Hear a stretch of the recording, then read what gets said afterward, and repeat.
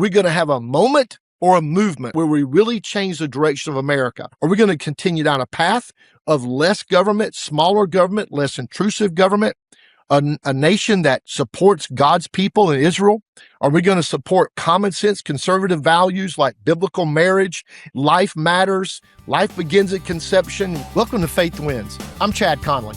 This is a place for real conversations, real leadership, and real faith. Because when pastors lead, faith wins. You know, everybody's asked me for years, you got to do a podcast, you got to do a podcast. And I kept going, why? And there's so many podcasts out there. My pastors tell me they listen to 8 or 10 a week.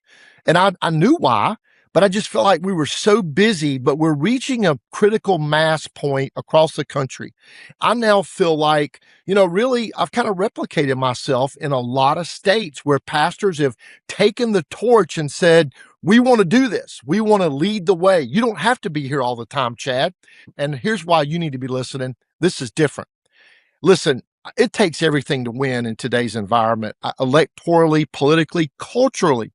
We ought to be doing big meetings, and we ought to be doing bus tours, and we should do press conferences, and we should do events. Like just the last week, couple of weeks ago, I got to participate in the America Reads the Bible.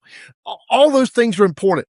But electorally and culturally, we have to engage at the local level. It's got to be granular. It's got to be relationship based. It has to be personal. Pastors are told all the time, don't get involved in politics. That's going to offend somebody. And look, Christians are the very ones who don't want to offend anybody. We want to reach people for Jesus. We don't want to offend them. We'd like to reach them at a heart level. But I think we've taken that too far. I think we've let the left and the media, and I kind of repeat myself there, but we let people who disagree with or don't even like our God, much less love him and believe in him, define for us what political activity means. I don't believe it's political at all to engage in things like life or biblical marriage or freedom of conscience or religious liberty or the issue of Israel. Those are biblical issues. Yes, they've been politicized, but that doesn't remove my responsibility to tell the truth. I'm not a pastor like y'all. I'm a Sunday school teacher and a deacon in a little Baptist church, but I've got a responsibility before God. We're all kings and priests according to Scripture. We're supposed to be ambassadors for Christ. I have a Sunday school class that I teach. I have 4 children they're in their 20s, young adults. I have a wife I'm responsible to, but I have God I'm responsible to. Matthew 5 verses 13 to 16 says we're to be salt and light. And it also says if the salt has lost its savor, its flavor, it's good for nothing, to be thrown in the street and trodden before the feet of men. Being thrown in the street and trodden before the feet of men, being told by God the Father, you were good for nothing, sounds like a terrible day to me, like worst ever. And so I don't want to be good for nothing. I want to move the needle. I want to make a difference. I want to make an impact in the culture, in the economy, in the world, in the country, in the nation. As goes America, so goes the world. The entire world looks to this nation because the founders planted in this country the cornerstone of God's word. They never required people to be a Christian. You didn't have to be a Christian, although, 9 of the 13 state constitutions required you to be a Christian to run for office? Required it. Just go back and read the original state constitutions. Not many people know that anymore, right? But they didn't say you must be a Christian to be an American, but they knew that there were some foundational principles that would make a country work, and that's why we're now the longest standing constitutional republic in the history of man. So listen, I built Faith Wins, me and the Lord together, on the idea that let's do something different. Yep, there's going to be groups that do big meetings. I'm for it. Gosh, I speak at those all the time. There are groups that do bus tours. I've been involved in those. There are groups that do press conferences and really work the media angle. There are groups that do public policy papers. We need every bit of that. That's not where I think my strength lies. And it's, frankly, I've seen politics from the highest levels. I should be able to do this at a different strategic level and teach all of you as senior pastors, as youth pastors, associate pastors, or faith leaders, how to maximize your impact. So that's what I focus on. When we started Faith Wins, we're now 10 years. And really with the GOP faith job, I've been able to build on that because I was totally 1,000,000% focused on duplicating myself by building relationships, established trusted relationships with pastors in the states. And we started calling our program Run Up the Score because I did the numbers. I got an engineering degree from Clemson. I'm a numbers guy. And when you look at the numbers and you realize that if the conservative side gets 80% of the evangelical vote to vote for them, and let's face it, one group's already completely given up on evangelicals. They're sexualizing and kids and the transing of children and the sexual mutilation, genital mutilation of kids, the denial of Israel as God's chosen. We can go on and on issues. So when the conservative side hits 80% of the evangelical vote, and I dare you, I double dog dare you, like the Christmas story, stick your tongue on the flagpole kind of thing when it's frozen. I double dog dare you, go do the numbers yourself. If the conservative side hits 80% of the faith vote, the left can't win. You hear me? The left can't win. Not dog catcher, not Congress, not city council, county council, president. Now, the problem is, and we're going to talk about this in a bunch of episodes, there are people on our side who don't agree with me. They know the numbers. They know the numbers, but they'll use the faith vote. They'll toss it away after an election, which is why Faith Wins is dedicated to maximizing the evangelical vote at every level in American politics. But number two, not just votes, but to have their voices heard. So, we don't endorse as an organization. We don't pitch in and say, you must vote for this party or this candidate. We want to build relationships. I want to connect pastors at every level, all across the country, different denominations, different states, to politicians, elected officials, and political thought leaders. So there's a real connection. One of the things we as Christians are commanded to do is pray for those in authority. Scripture tells us, pray for those in authority. Can't tell you how many groups I've been in front of with pastors and just saying, okay, are you praying for those in authority? Oh yeah, Chad, we are praying for those in authority. Absolutely. Who are you praying for? And I don't care what state I'm in. They can pretty much name their U.S. senators. Oh yeah, we're praying for the senators. Some of them, most of them, can name their U.S. congressmen or women. That's good. Most of the pastors can name their governor. But do you know, very, very, very, did I mention very few pastors can name their state house member, their state senator, their city council, their county council, people who not only make big decisions, but have a lot of sway on how money is spent at those local and state levels. So when I challenge pastors, okay, you're praying for those in authority, and you don't even know who you're praying for, let me ask you, how do you have any influence with them? Do you have any influence with them? You don't even know their name, so I certainly know you don't know their cell phone number. I've spent 25 years of my life putting in my phone the cell phone numbers of elected officials at every level. I've done meetings now, I don't know, been involved over 100 campaigns, governor, U.S. Senate, U.S. Congress, city council, county council, presidential races. I worked for the RNC. I worked in politics at the highest levels. And that relationship matters, not just with the candidate staffs. Do you have those relationships? So the way we built the Run Up the Score model was we told candidates, we told President Trump's team this, we told other candidates for president, we've told Senate candidates, congressional candidates, gubernatorial candidates, and local and statewide candidates as well. Here's what we're going to do. We're going to have a private meeting. Chad's going to handpick the pastors who are there. There's going to be no media. We're not going to blast this out anywhere. So you can have a private, personal relationship and conversation with no threat of somebody tweeting it or putting it on the book of faces, as we say. Number 4, we're going to ask you hard questions. And number 5, we're going to pray over you.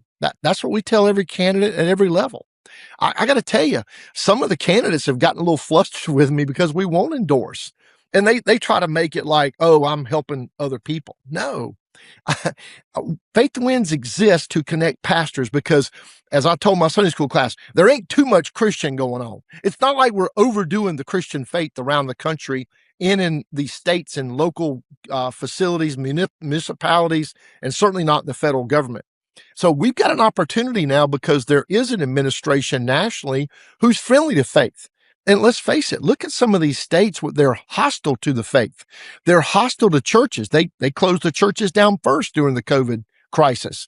They left open the cannabis stores and the liquor stores and the big box stores, but boy, those churches were very dangerous for the Wuhan. It showed the problem. the disparity, the wrong approach to handling people of faith. They penalized churches. My goodness, if Adolf Hitler had landed at New York Harbor and said, close the churches, we'd have picked up the guns and gone to war. But it happened without any, people just did it. And so I work on those relationships at that level to build relationships with the pastors who then will use the relationships they build with elected officials to say, hey, what about this policy? Have you really thought through this? You know, where are you headed? Why are you penalizing churches? If you saw the places, the states, if you will, probably the red states, where pastors had that kind of relationship, they were able to contact governors and elected officials and say, wait a minute. When you see bad policies coming out of school boards or city councils, if there are pastor relationships, they have a hard time just saying no to you as a pastor. Now, let's face it, a lot of times they're used to seeing the lobbyist. Pastors aren't lobbyists, don't want to be lobbyists. I think they're the ultimate lobbyist because they're not a lobbyist. They've got a real grassroots effort that they can reach those elected officials with the things that they believe in, with the policies they stand for, and they're not paid by some lobbyist principle. But the pastors are the ones, you guys and gals, you're the ones in the churches who are dealing with the problems in the community. You know, we got involved in the whole border crisis partially because we had churches literally that found young people that had overdosed on fentanyl that came through the southern border that was open during the Biden administration. Millions of people walked across. We didn't know who they were. We didn't know if they were terrorists. They just were set free throughout the country. Fentanyl came over. The human trafficking was all over the place. But we had 2 churches where young people died in their parking lot from fentanyl poisoning that could be traced right back to the southern border being open for those years. And so you as pastors deal with society's problems. Why wouldn't you be involved in trying to solve those problems? Why wouldn't you have relationships with elected officials, political thought leaders, and candidates so that when they're in office and they're making decisions, they get your input? Let's face it, Pastor, when's the last time an elected official called you and said, what's the Christian take on this? What's your perspective, Pastor? How should we see this issue? How's it going to affect people in your church? That's not happening. But you don't have to read much of American history to realize that happened a lot in the founding era. Our people were engaged. Pastors were the center of the community. Pastors were the hub, if you will, for what was going on in the community. And they had the finger on the pulse of what society's dealing with. That's still true. All of you know exactly what's going on. And, you know, people like to say Christians just care about life and biblical marriage in Israel. That's not true. Your people are dealing with the economy, grocery prices, gas prices. You're dealing with political unrest, riots in some cities and states. You're dealing with those things. You've got your finger on the pulse of what's happening in society far better than most politicians, and certainly better than most consultants who are only concerned about the air war, TV ads, digital ads. Every time the polls are open, your people ought to be voting. There ought to be Christian voices, because the votes are one thing, but the voices, that's where you really move the needle. I'm about results. I want to move the needle. And that's what makes us different. That's what makes Faith Wins different. I'm not competing with anybody. There's something like 360,000 churches in America. Only about 120,000 to 140,000, according to George Barna's survey, our friend, the Christian pollster, George Barna's survey that's ongoing and pretty regular. He says only about a third have a biblical worldview. That's our pool of the churches that we talk to. The ones with a biblical worldview that put God first, that realize God is God and me and you aren't, that Jesus is real and he lived a sinless life. He died, was buried, and was resurrected on the 3rd day. Those are the churches we're talking to. If churches have capitulated on that, you're not going to have to worry about them voting for biblical conservative values. And this country's special. We're celebrating 250 years this year. That's amazing. And for all the people that say it's not a perfect country, of course not. None of us are perfect. You and I aren't. Only one guy was perfect. His name's Jesus. But we're striving. We're trying. Our nation's not perfect. It's not going to make perfect decisions all the way, all the time, but it's worth defending. It's worth fighting for. It's worth standing up for biblical truth, because some things work and some things don't. And bad policies and bad decisions lead to societal problems, and all of you are dealing with it. Our Run Up the Score plan is totally focused on maximizing Christian votes and Christian voices in every single election, but also on issues of the day. We're going to talk about a bunch of those on this podcast because it's going to be different. We're going to be one of your top 10 that you're going to prioritize every single time this podcast is on, because this is a crucial year for America. I believe we're going to make a decision. We've been given opportunities under the current administration that, frankly, Christians have never had in my entire lifetime. Now, we're going to have a moment or a movement, like my friend Pastor Rob McCoy says. Are we just going to have a moment that comes and goes away? Or is there going to be a movement where we really change the direction of America? These midterms this fall are going to determine that by and large. Are we going to continue down a path of less government, smaller government, less intrusive government, a nation that supports God's people in Israel? Are we going to support common sense, conservative values like biblical marriage, life matters, life begins at conception, we're made in the image of God, designed with his specialness in hand?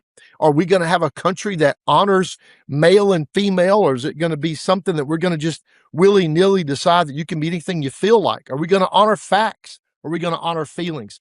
All of those things will be on the ballot this fall.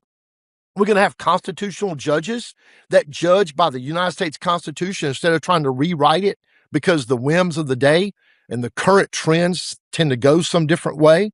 Those decisions are going to be made by Christians. Do you know that the Christian evangelical vote is the most reliable, largest voting bloc? But if Barna's numbers are even close to right, that about 80 million people sit in church on a typical Sunday and only 30-something million vote, this is all our fault. If we're unhappy about stuff going on, we've got to look inside at ourselves and we got to take responsibility. That's what I did when I founded Faith Wins nearly 10 years ago. And I decided, you know what? If we simply got every Christian in every church to register to vote and taught them to vote biblical values, not Democrat, not Republican, not independent, biblical values, we could run up the score in those districts where we focused on. That's 1,000,000% of what Faith Wins is committed to do. And we're looking forward to joining you in your church, in your state really soon to teach you how to do just that. God bless you. See you next time. Thank you for listening to Faith Wins. Be sure to subscribe and share this episode. And remember, when pastors lead, faith wins.